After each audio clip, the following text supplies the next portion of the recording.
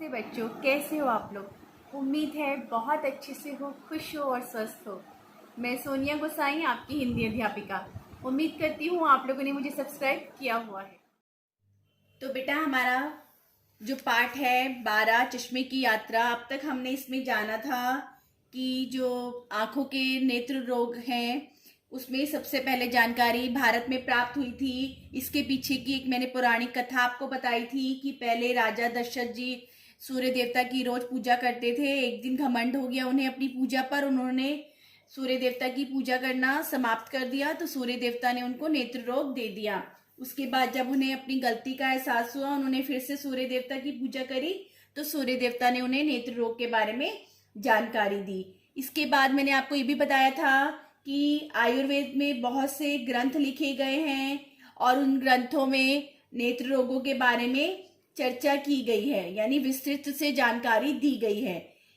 चरक और सुश्रुत नाम के जो वैद्य थे, उन्होंने भी अपनी पुस्तकों में नेत्र रोग के बारे में जानकारी दी है।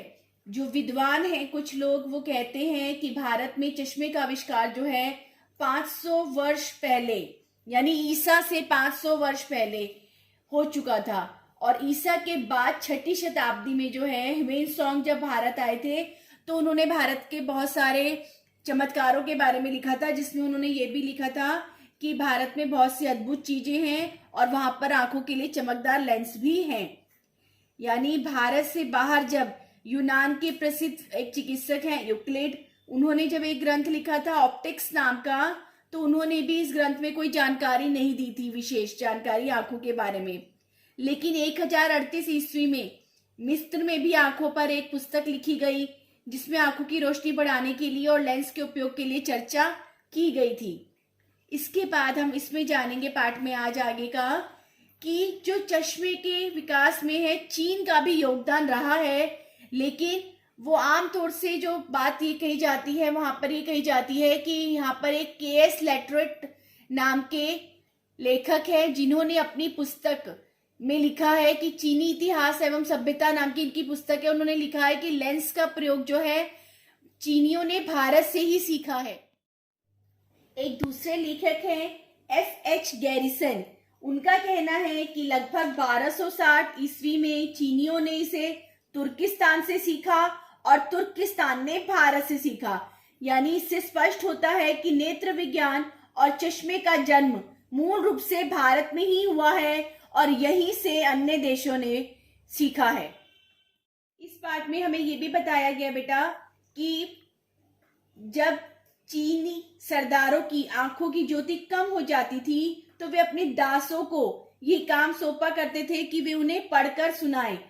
और नेत्र ज्योति के बारे में इसीलिए वहां पर कुछ तकनीकी का आविष्कार किया गया था। यानी वो 6ठी शताब्दी में भारत से जो उन्होंने सीखा था, वहीं पर फिर उसको वो प्रयोग कर रहे थे। चीनियों ने चश्मे की निर्माण कला में काफी योगदान दिया है। नेत्र ज्योति के लिए जो चीन में लेंसों का प्रयोग होता था 6ठी शताब्दी में, वो 13वीं शताब्दी तक वहां पर इतना उसका आविष्कार हो चुका था कि अलग अलग आकार के और अलग अलग डिजाइन के चश्मे वहां पर बनने लग गए थे। चीनी लोग जो है कछुए को बहुत पवित्र मानते हैं बेटा, तो इसीलिए कछुए की पीठ की हड्डी से वो लोग चश्मे के फ्रेम बनाते थे, जो कि बहुत मजबूत होता था। चश्मे के विकास में इटली का भी बहुत योगदान रहा है। वहां पे 13वीं शताब्दी के उत्तरार्ध में नेत्र ज्योति बढ़ाने के लिए लेंसों का प्रयोग काफी बड़ी मात्रा में किया जाता था बेटा। यहाँ पर जो है 1480 ईस्वी तक लेंस की सहायता से चश्मा बन चुका था। इसके बाद हमें बताया गया है कि बाइफोकल चश्मे का आविष्कार जो है 1785 में हुआ। बाइफोकल चश्मे में नीचे के हिस्से से बेटा नजदीक का पढ़ने के लिए हमें लेंस लगाया जाता है और ऊपर के हिस्से में दूर का देखने के लिए लेंस लगा होता है। यानी कि जो बाइफोकल चश्मा है उससे हमें जो 2 प्रकार के दृष्टि दोष होते हैं इंसान में, एक दूर का और एक पास का, दोनों ही दोष वो बाइफोकल चश्मे से दूर हो जाते हैं। हमें एक ही चश्मा पहनने से 2 तरह की हमारी जो प्रॉब्लम थी वो बेटा सॉल्व हो गई थी। यानी जिसकी दूर की नज़र कमज़ोर है और जिसकी पास की कमज़ोर है, वो एक ही चश्मे से अपना काम चलाता था। फिर पहले अलग अलग चश्मे बनते थे, दूर वाले की दृष्टि के लिए अलग और पास की दृष्टि के लिए अलग।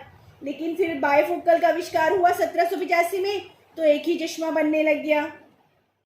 इसके बाद बेटा 1887 में आंखों के अंदर कॉन्टेक्ट लेंस लगाने में सफलता प्राप्त हुई। यानी कॉन्टेक्ट लेंस में क्या होता था कि जैसे पहले हम लोग चश्मे रखते थे, दूर के पास के या फ्रेम बनाते थे, वो सब बातें अब खत्म हो गई थी। अब आंखों के अंदर ये लेंस फिट होने लग गए थे। यानी कि आंखों के अंदर जो भी आपकी जितना भी नंबर होता है चश्मे का, उसके हिसाब से लेंस बनता है, और वो लेंस जो थे वो आंखों के अंदर फिट होने लग गए थे। अब चश्मा रखने की भी हमारी जो परेशानी थी वो समाप्त हो चुकी थी। इसके बाद कुछ ऐसे प्रदेश होते हैं जहाँ पे बहुत सी बर्फ गिरती है ना, तो वहां पर भी बर्फ से बचने के लिए काले चश्मे प्रयोग किए जाते थे। लेकिन अब उसमें भी आविष्कार होने लगा भारत में और अन्य चीन के देशों में, कईयों में, तो वहां पर धूप से बचने के लिए और बर्फ से बचने के लिए ऐसे चश्मे बनने लगे जिससे कि आपकी नजर की जो प्रॉब्लम थी वो भी दूर हो जाती थी, और बर्फ और धूप से बचने की जो आपकी दिक्कत थी आप उससे भी हमें आजादी मिली। आजकल जो है चश्मे में अनेक तरह के रंग आने लग गए हैं, अनेक साइज आते हैं। आपको पता ही है कि बहुत से लोग जो है फैशन के लिए भी चश्मे का प्रयोग करते हैं बेटा। तो इसी तरह से इस पार्ट में हमने जाना कि किस तरह से चश्मे की यात्रा शुरू हुई और आज के युग में किस प्रकार का चश्मा बाजार में उपलब्ध है।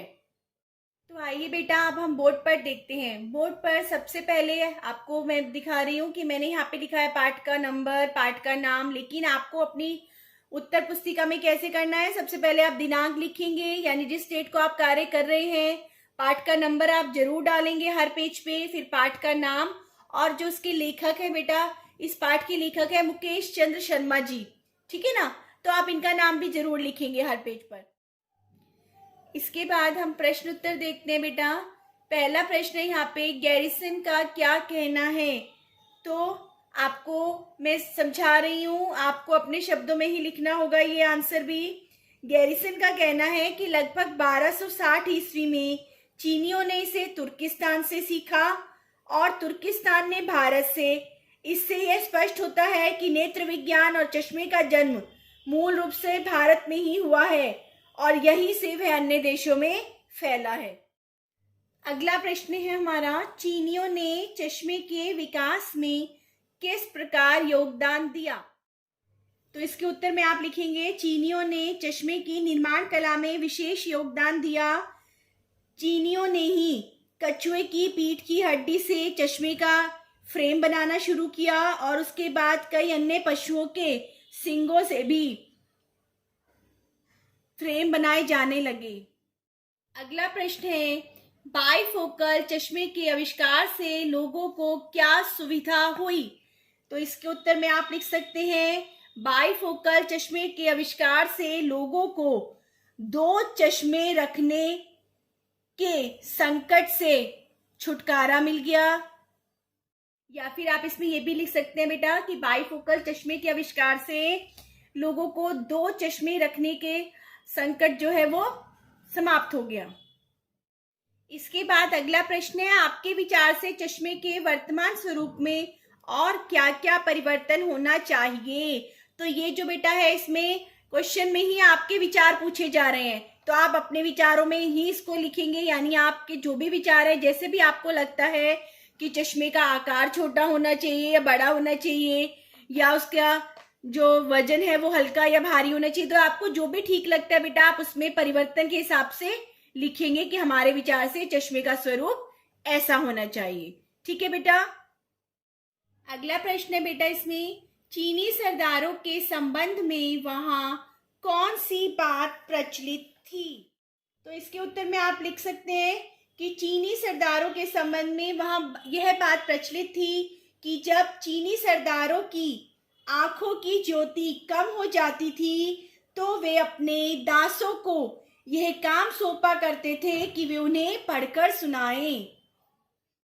तो ये जो प्रश्न उत्तर है बेटा ये सभी आपको अपनी कॉपी में करने हैं। जो छोटे वाले प्रश्न उत्तर है, शॉर्ट क्वेश्चन आंसर मौखिक वाले, वो आप अपनी पुस्तक में ही लिखेंगे साइट पर। ठीक है, वो हम वेबएक्स में डिस्कस कर चुके हैं।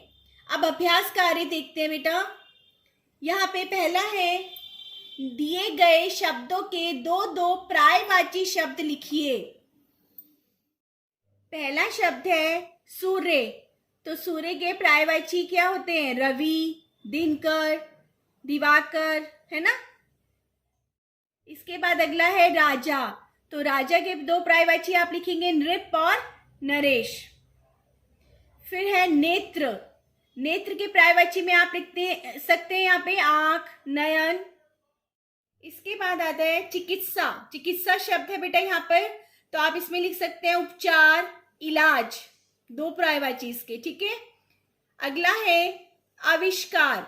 आविष्कार के दो पर्यायवाची लिखने में आप कौन कौन से शब्द लिख सकते हैं यहाँ पे? खोज, शोध, अनुसंधान। अगला है विद्वान। विद्वान में आप लिख सकते हैं पंडित, मनीषी। इसके अलावा भी बेटा अगर आपको और भी कोई पर्यायवाची आते हैं इन्हीं शब्दों के, तो आप वो वाले शब्द भी लिख सकते हैं, ठीक है ना। जरूरी नहीं है कि आप मैडम वाले शब्द ही लिखो, आप अपनी तरफ से भी अगर आपको पता है कि हमारे को ये वाला पर्यायवाची भी इस शब्द का आता है तो आप वो भी उसमें लिख सकते हैं। इसके बाद अगला प्रश्न है बेटा, दिए गए शब्दों के विलोम शब्द लिखिए। यानी यहाँ पर कुछ शब्द दिए गए हैं, आपको उन शब्दों के विलोम शब्द लिखने हैं। पहला शब्द है देवता। इसका विलोम क्या होगा? राक्षस या फिर दैत्य। फिर है प्रसन्न। प्रसन्न में आप क्या लिख सकते हैं? उदास। अगला है उत्तरार्ध। तो उत्तरार्ध का विलोम आप क्या लिखेंगे? पूर्वार्ध। फिर है निर्माण। निर्माण का विलोम आप लिख सकते हैं नष्ट। अगला शब्द है विस्तृत। विस्तृत में हो सकता है विलोम संक्षिप्त। और एक और शब्द यहाँ पे दिया गया है वर्तमान। तो वर्तमान का आप विलोम शब्द लिख सकते हैं भविष्य। तो बेटा आपके अभ्यास कार्य में एक प्रश्न और दिया गया है, सही उत्तर पर सही का निशान लगाइए। आपको पता है परीक्षा में भी कई बार ऐसे प्रश्न पूछे जाते हैं जो बहुविकल्पीय होते हैं, उसमें 4 विकल्प दिए जाते हैं और उसमें से एक सही उत्तर होता है। यहाँ पर मैं बोर्ड पर सिर्फ एक सही उत्तर ही लिख रही हूँ, बाकी के विकल्प नहीं लिख रही हूँ, लेकिन आपकी पुस्तक में दिए गए हैं तो आप ध्यान से देख लीजिएगा कि सही उत्तर क्या होना चाहिए, ठीक है बेटा। यहाँ पे पहला प्रश्न है, सूर्य देवता राजा जनक पर क्यों क्रुद्ध हुए थे? तो यहाँ पर जो विकल्प दिए गए हैं ना बेटा, घमंड के कारण, पूजा ना करने के कारण, ये सब विकल्प हैं, लेकिन हमारा जो सही उत्तर है वो है पूजा ना करने के कारण। क्यों? क्योंकि यहाँ पे सूर्य देवता के बारे में पूछा गया है बेटा कि सूर्य देवता राजा जनक पर क्यों क्रुद्ध हुए थे। क्रुद्ध मतलब नाराज। तो सूर्य देवता तो इसीलिए नाराज हुए थे ना क्योंकि उन्होंने पूजा नहीं करी थी सूर्य देवता की। अगला है बेटा ख भाग, चरक और सुश्रुत है। यहाँ पर आपके जो विकल्प दिए गए हैं वो हैं चरक और सुश्रुत हैं, वैज्ञानिक हैं, ऋषि हैं, मुनि हैं या फिर वैद्य हैं। तो हमारा जो सही विकल्प है वो कौन सा है? सही उत्तर वैद्य हैं। ये दोनों कौन थे? वैद्य थे और इन्होंने उपचार करने के लिए पुस्तकें लिखी थी आयुर्वेद में। अगला है ग भाग, यूक्लिड ने आंखों पर कौन सा ग्रंथ लिखा था? तो यहाँ पर विकल्प दिए गए हैं ऑप्टिकल, ऑप्टिक, लेंस या फिर ऑप्टिक्स। तो हमारा सही उत्तर है ऑप्टिक्स। यूक्लिड ने ऑप्टिक्स नाम का एक ग्रंथ लिखा था बेटा, ठीक है। अगला है बेटा, चीनी लोग प्रारंभ में चश्मे का फ्रेम किससे बनाते थे? तो यहाँ पे विकल्प दिए गए हैं पशुओं की हड्डी से, शीशे से, सरकंडे से या फिर कछुए की पीठ की हड्डी से। तो हमारा सही विकल्प है यानी सही उत्तर है कछुए की पीठ की हड्डी से चीनी लोग चश्मे का फ्रेम बनाते थे। अगला है बेटा हमारा बाइफोकल चश्मे का आविष्कार कब हुआ? तो आपकी पुस्तक में विकल्प दिए गए हैं 1480 ईस्वी में, 1887 ईस्वी में, 12वीं सदी में या फिर 1785 ईस्वी में। तो हमारा सही उत्तर होगा 1785 ईस्वी में। बेटा ये जितना भी अभ्यास कर रहे हैं ना पुस्तक वाला, वो आप पुस्तक में करिए, ठीक है ना। आपकी पुस्तक में जो दिए गया है स्थान, आप वहीं पर टिक करेंगे, वहीं पर आप पर्यायवाची लिखेंगे और विलोम शब्द के लिए जहाँ स्थान दिया गया है वो आप विलोम शब्द भी आप उसी पुस्तक में ही करेंगे। लेकिन प्रश्न उत्तर जितने भी हैं बेटा वो सब आप अपनी कॉपी में करेंगे और वाक्य प्रयोग जो मैंने करवाए थे वो भी करेंगे आप लोग। पाठ परिचय मैं आपको पहले वीडियो में बता चुकी हूँ, आप वहां से देख लीजिएगा। और कुछ क्वेश्चन जो है मैंने पहले वीडियो में करवाए थे आप वो भी कर लीजिएगा अपनी कॉपी में। ठीक है बेटा। इसके अलावा अगर आपको कोई दिक्कत परेशानी आती है तो आप मुझसे वेबएक्स क्लास में पूछ सकते हैं। धन्यवाद।